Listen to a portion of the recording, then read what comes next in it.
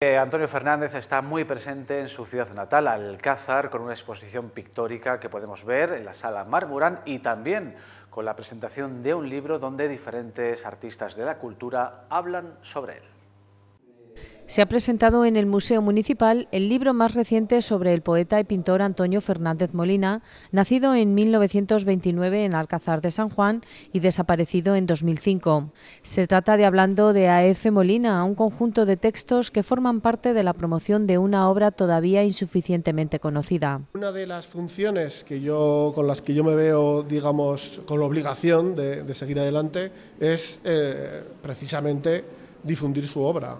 Hay otras editoriales y hay otras personas que afortunadamente estamos en el mismo camino. Entonces yo creo que aunque simplemente sea por cabezonería e insistencia, terminará siendo reconocida su obra. De hecho creo que hemos recorrido un gran camino en los últimos 10 años.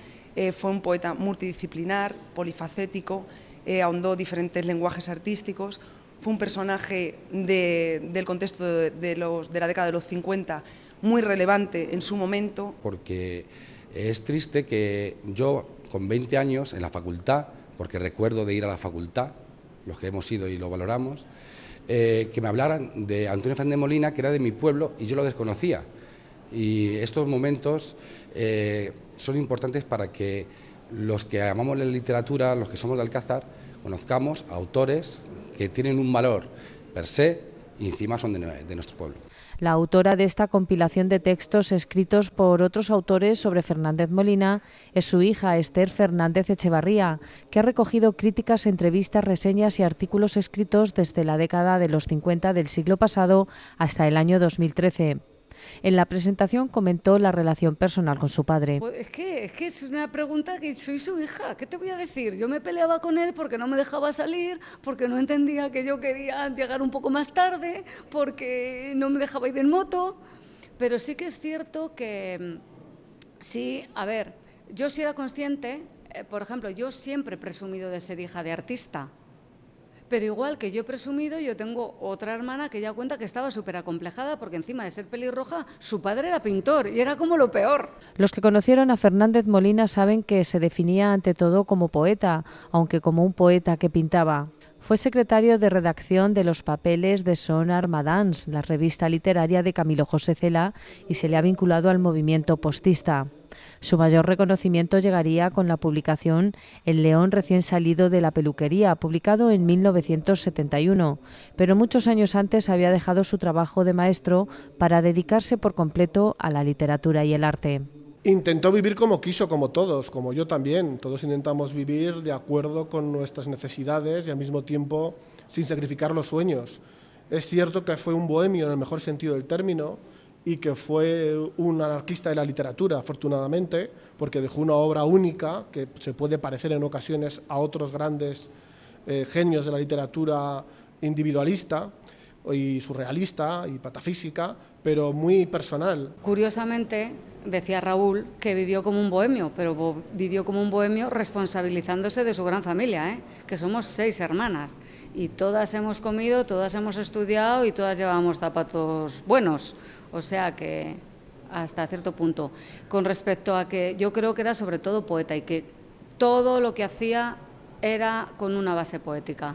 Encejunta y Gamuz y un caracol en la cocina son otras de sus novelas más conocidas, aunque también escribió mucha poesía, obras de teatro, guiones de cine y ensayos. Vivió muchos años en Zaragoza, de donde era su amigo Miguel Labordeta, hermano del conocido cantautor y político del mismo apellido. Sí, a ver, él contó muchas veces que cuando murió Miguel él lo presintió porque se le apareció como una especie de insecto muy bonito de colores y él enseguida sintió que era la personificación de Miguel Labordeta. Sí, le quería, le admiraba y además los Labordeta tenían un colegio en Zaragoza, ya no existe ese colegio, y le dijeron que si venía a Zaragoza, si íbamos a Zaragoza a vivir, podíamos ir al colegio y así fue. María Reguillo presentó este acto como experta en el autor, sobre el que trata su tesis doctoral, que investiga sobre la base literaria de la obra pictórica de Fernández Molina, un autor que fue seleccionado para los premios literarios más importantes y que siempre encontró la admiración de los más jóvenes. El objetivo era la poética de Antonio Fernández Molina, porque se ha hablado mucho sí de su aspecto literario, pero verdaderamente del aspecto plástico de la obra hay escrito, claro que sí, pero yo me encargué de hacer un poco lo que era la teoría plástica, es decir, en qué basaba su obra a la hora de crear. Por supuesto, uno de los pilares fundamentales es que es su literatura, claro, y su literatura es pues inabarcable.